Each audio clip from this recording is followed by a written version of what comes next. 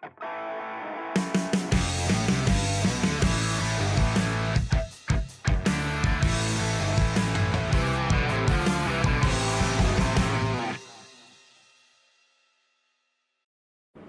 and welcome to Throttle Up.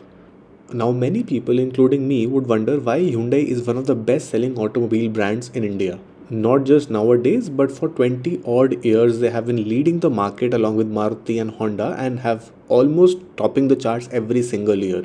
You might be thinking, why is it relevant to an Alcazar review? It's not because of what Alcazar brings to the table as a car, but what it means to the Hyundai lineup. On its face value, it's just a third row added and some cosmetic features to the Creta, but it's so much more than that. It is practically a need gap which is filled for a bigger family who wanted a Hyundai car but did not have an option because the Creta was of a smaller size and a Tucson or a Santa Fe was really expensive. Do they look towards Toyota? Do they look towards Tata? Because Hyundai is definitely not filling that gap. But enter Hyundai Alcazar. It is a bigger sibling of one of the largest selling cars in the Indian market. It gets three rows, which most of the brands are offering at a much higher price than the Hyundai Alcazar. What more do you want? If I'll be honest, I was not a very big fan of the Hyundai Alcazar when it was launched because I did not understand what they were trying to do with the car with just launching a bigger Creta because Creta was already very successful. But now, if I have a deeper look at it, I exactly get and understand what they were trying to do.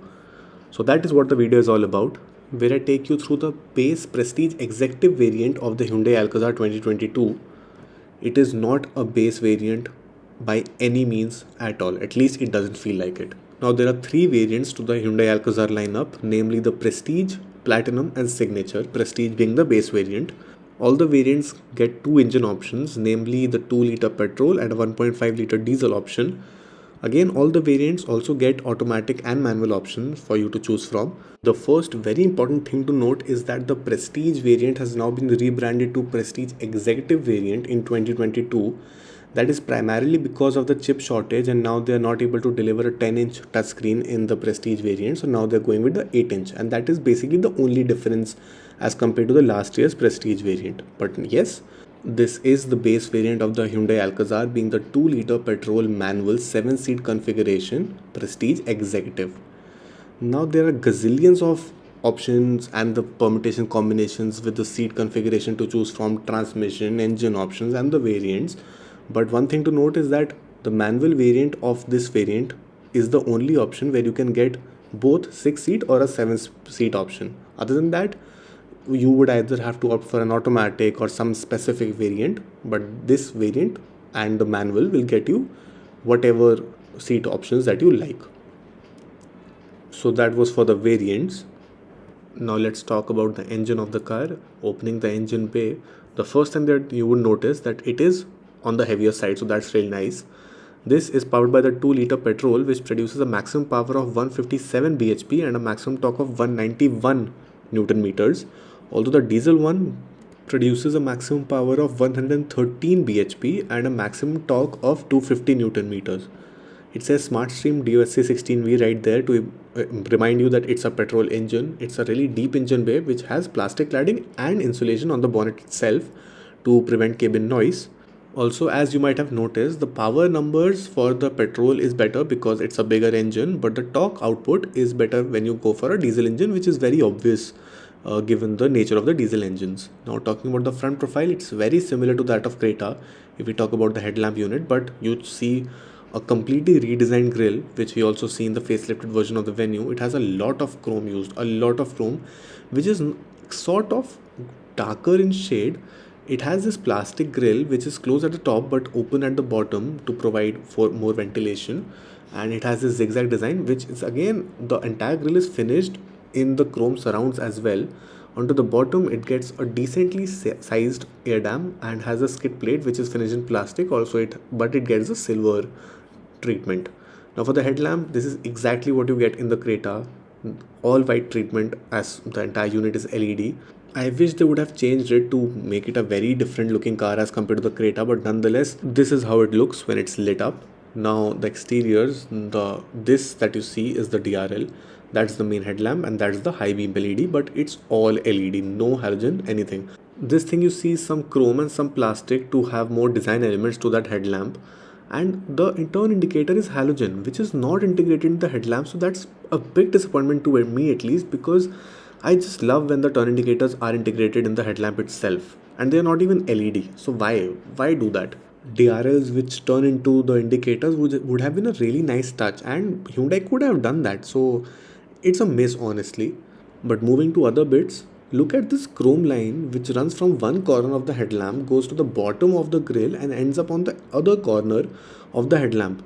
So it looks really nice and very nicely thought out. So it gives a bigger car appeal, and they have used a lot of chrome on the front of this car. Now for the side profile, it is obviously a longer car. It is longer than the Creta by 200 millimeters. The overall length of the car is 4500 millimeters and a wheelbase of 2760 millimeters. The other thing that I definitely notice is that it's more straighter and sharper than the Creta, which is more rounder and more curvier from the side profile. Now look at this roof line, which is sort of sloping a little at the back, but it's still very much straight. And I personally like when the cars of a longer dimension are straight in nature. The handles that you get are body colored for this variant. The ORVMs are also body colored, but you do get LED turn indicators. There's no puddle lamp, there's no blind spot camera on offer in the prestige variant of the Alcazar, although you do get request sensor on the driver's side handle. It's piano black finish which runs across the top of the windows all the way to the C pillar. You get a non-functional roof rail which is finished in silver and a body colored shark fin antenna as well. There's panoramic sunroof, but we'll talk about when we come to the interiors. So that is for the side profile. Now onto the wheel size. The Prestige gets a 17-incher diamond cut alloy wheel, which is really nice. The overall tire profile is 215 60 R17. So that's a really nice tire size. It says 250 16 R17 right there. I'm not a very big fan of that alloy design because it looks very showy to me. I would have liked something subtler, just like the profile and the personality of this car. This is a silver sort of treatment that you get. There's no side step on offer in this variant of the car, although you do get a side step in the topmost signature variant of the Hyundai Alcazar. But that silver garnish on the bottom is something that I really like. Now looking at the rear profile, the first thing that I obviously notice is that it's not at all similar to the Creta. They're very different in many ways. The other bits of the car are a spot the similarities test, whereas this one is a spot the differences test. Obviously, the first thing is the tail lamp. It's completely redesigned. The Hyundai badging is right there, which you do get in the Creta. There's this chrome color, very different color of chrome they have used, which gets the Alcazar badging. That's the rear parking camera that you see. As for the tail lamp, remember the Tata Hexa, which was discontinued a few years back, and now we have the Tata Safari in place of that. But it has the exact same shape and size of the Tata Hexa tail lamp. This is how it looks like when it's lit up, the LED treatment for the main tail lamp, but there are halogens for reverse light and turn indicators. Why not just give LED? Why not make people happy? The reflectors are on both the sides of the car. You do get reverse parking sensors and a reverse parking camera, just like I mentioned. There's this diffuser skid plate treatment of sorts, which is finished in black plastic in the between, but a silver plastic finish on the overall diffuser treatment. You do get real twin dual exhaust, which are finished in chrome. I love that. I absolutely love that treatment. Forgive me in advance for wishing that, but I wish the exhaust were on either side, but that's expecting a little too much. It gets the rear washer and wiper, rear defogger, and a stop lamp, which is in this integrated spoiler of sorts and an extended roof. So I really like that touch as well. Now opening the boot of the car, it does not get any electric function in any variants of the Alcazar. So you do have to open with the help of the electromagnetic button, but it's not much effort that is required from your side. I've put down the third row for now to give you the feel of how much stuff can be put in, but before that there's a hook on the right side and a halogen lamp. Those are the functions to control the AC and a USB socket, but that is obviously accessible for the third row passengers. That's not for the boot, obviously. You do get a hook, and that's to adjust the seatbelt only. Again, a cup holder and an AC vent for the third row passengers. There is some space to keep your stuff. It's taking a lot of effort. Yeah, there's some space to keep your stuff, and obviously a jack is stored there because the fifth wheel is on the bottom of the car. There's no fifth wheel in the boot, so to say. Now, in order to pick this up, you do have this rope of sorts. This is how you pull it, and this is how you also put it down. You just need this rope to do that. Personally, I feel that it's more convenient and more easy to understand than in the Innova, where you have to have that hook and the rope to put it down and put it up. But in this, the base goes level as soon as you put down the backrest. So that's nice. Although the boot is on the smaller side if you have the third row up, which is just 180 liters. But for the door pads on the back door, it is finished in a very nice shade of this coffee brown color. This is hard plastic. That brown shade that you see is again hard plastic. This part is leather. That is the only leather which has been used in this door pad. The bottom that you see is again black hard plastic. The bottles holder is decently sized and shaped, so you can keep a decent amount of stuff there. That blue ambient lighting is something that you also get in the base variant of the Alcazar, so that's so nice. Again, very nicely used silver finish which goes with the door handle. The power window button is also nice to use. You get sun blinds in the prestige variant itself, so that's so nice. It's loaded with features. Now this is to recline the backrest of the car and to tumble down the seat itself. Now I'll not tinker with that. Just give me a second. Ek to you have to hold the phone and you have to adjust it with one hand. It gets cumbersome, but if you have two hands free, it is easy. It's not that big a hassle as it's seeming to be right now. Now, as for the ingress and the egress, it is simple, but I would have appreciated side step as a standard for all the variants, given that so many features are already there. Because for some people it might get tough. For the legroom is no complaint whatsoever because the second row is adjustable just like the front two seats, to create obviously some space for the third row as well, but you can create as much legroom as you can want.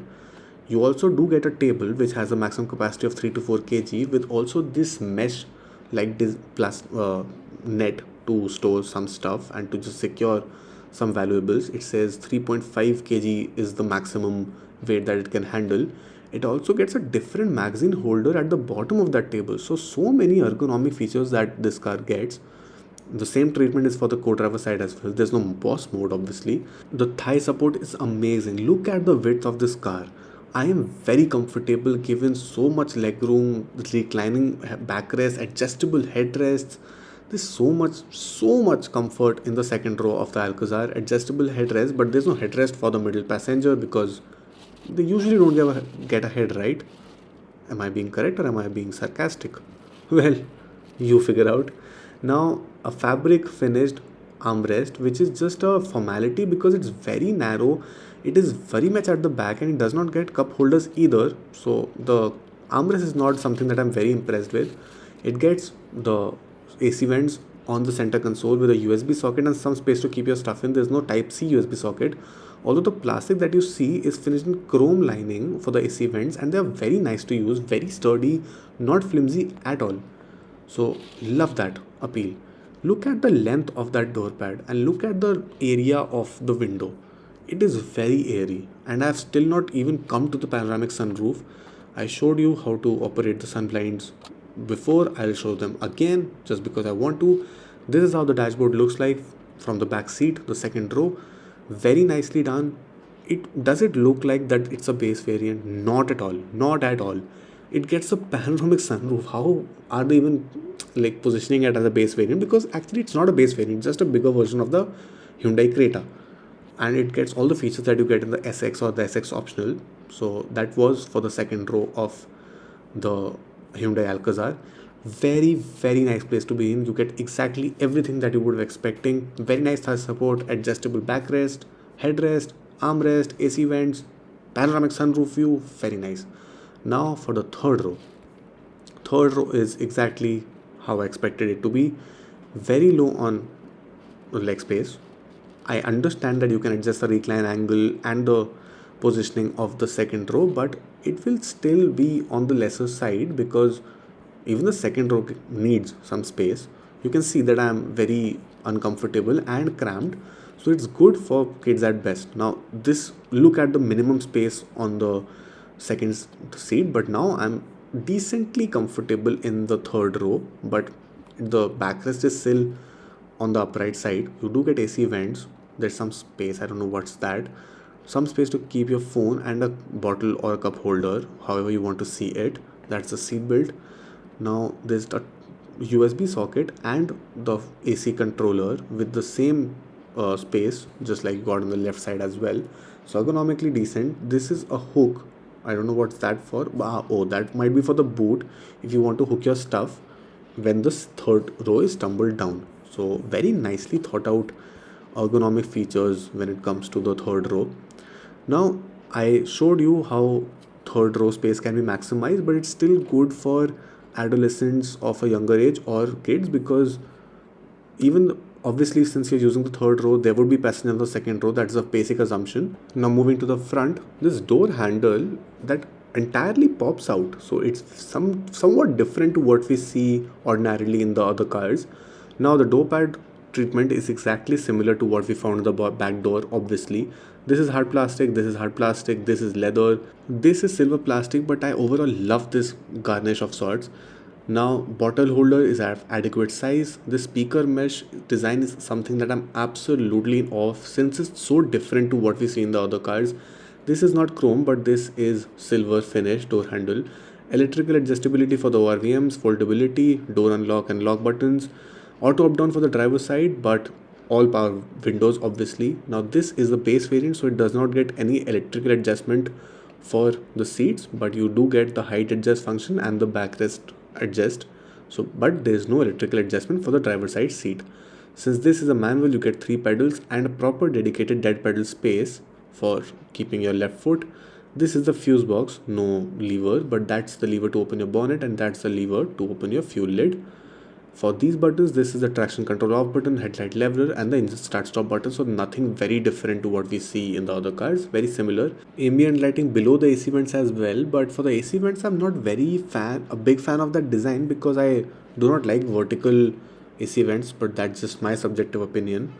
Now this is the steering wheel and the instrument cluster which greets you. Looking at the steering wheel, it is a D-cut steering wheel which has a flat bottom and it's finished in complete leather.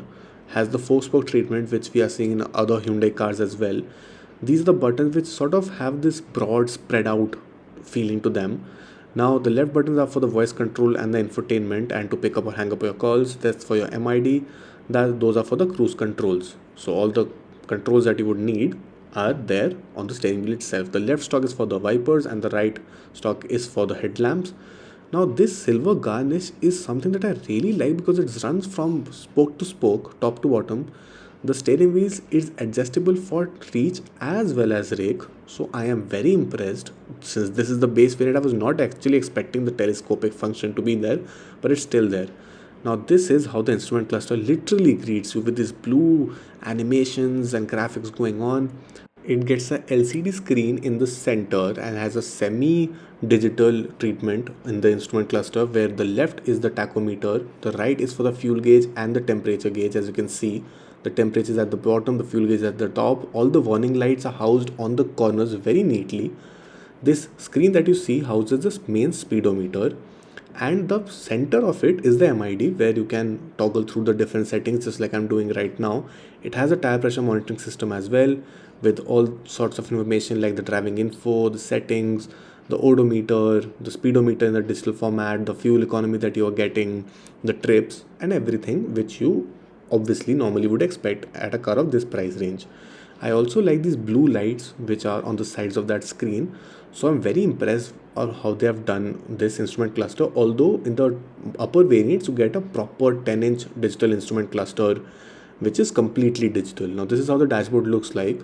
The Prestige Executive gets a smaller 8-inch touchscreen as compared to the upper variants which do get a 10.25, but the blessing in disguise are these two knobs, physical knobs with this knurled finish on the sides and a blue light surrounding it. Physical buttons to control the tracks, to toggle through meet the media sources, to go to the radio, and these buttons and the knobs that are something that you do not get in the 10-inch touchscreens as well. So that's a blessing in disguise, and that's actually a trade-off that I'm willing to make by getting a smaller touchscreen but getting these two physical knobs and the buttons which give this touchscreen a very good look overall. Now the touchscreen is very responsive just like we have in any other Hyundai, so I'm not disappointed at all. I'm actually very impressed by the quality of the touchscreen. For the rear parking camera, you do get adaptive guidelines, but there's no different angles to switch to, and there's no 360 parking camera on offer. The driving rearview mirror is integrated in the touchscreen itself.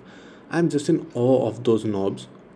You know why I'm specifying these things, because they're actually doing away with these knobs, and it's completely touchscreen, and everything that you have to do is touch, which sometimes gets non-intuitive, and physical buttons sometimes are actually a very nice thing to do. Now the climate controls are also something that you can access from the touchscreen itself. Now these are the button settings to actually assign different things to as to how you want a button to operate.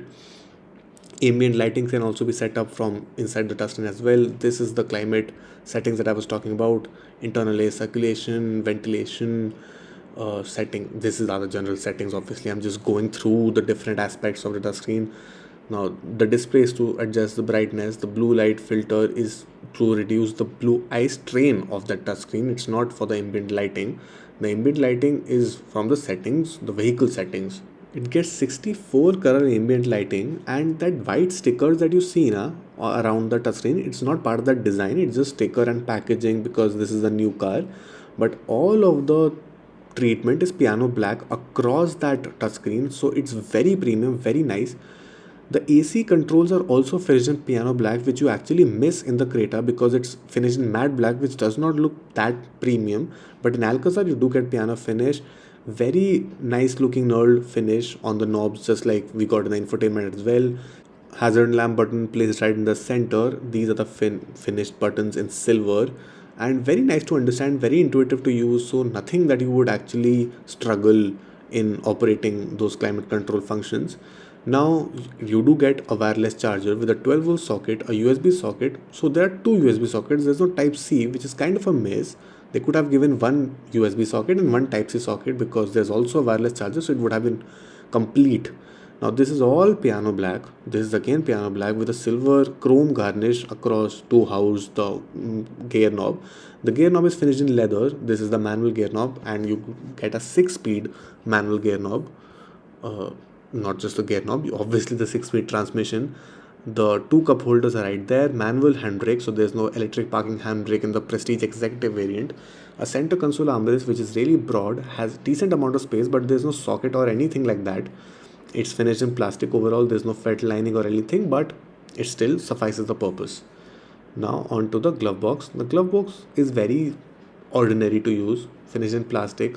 It gets the cool function because this is a Hyundai, but there's no lamp, and it's kind of on the smaller side. It also gets only one glove box, so there's no twin thing going on like in the Fortuner or the Innova, but that is what you get for the glove box. Now for the sun visor, you get a mirror which does not have any lid or any lamp, but there's a vanity mirror on the co-driver side sun visor, but there's no mirror on the sun visor on the driver's side, but there's this ticket holder of sort which you obviously get in every single car.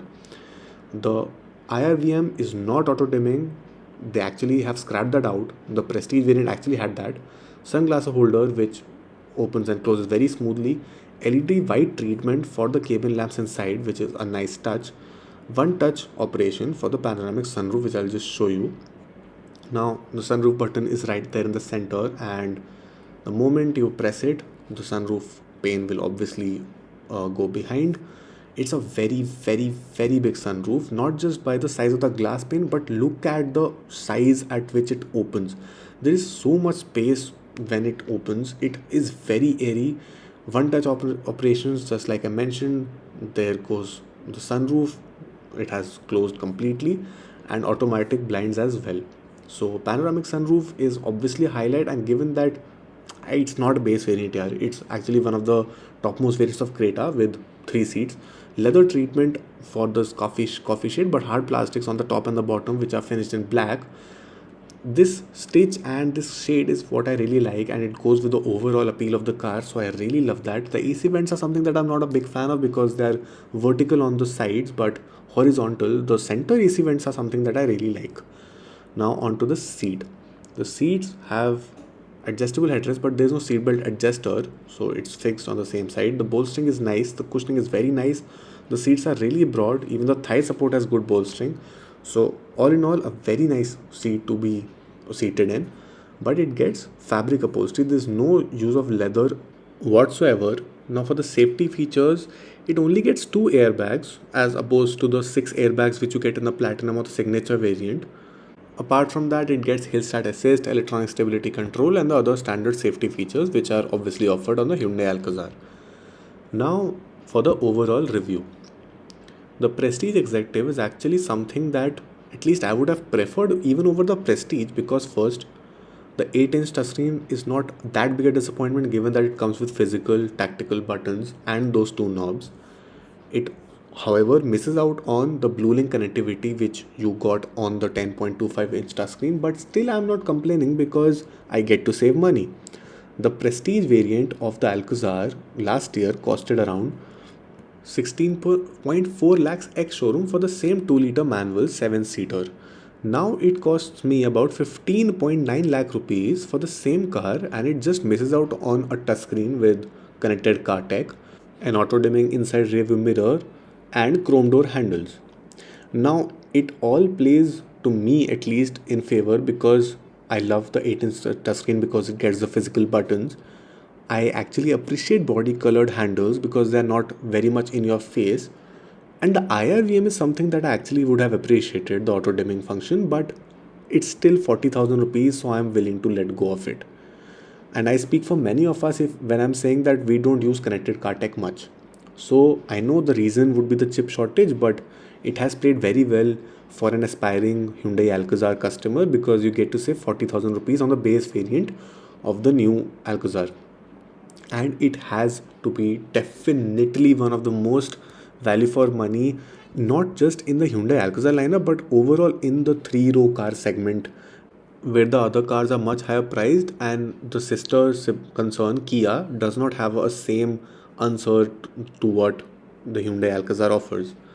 The Creta has the Seltos, but there's no third three-row version of the Seltos, so they are alone in this market, and that gives them an edge.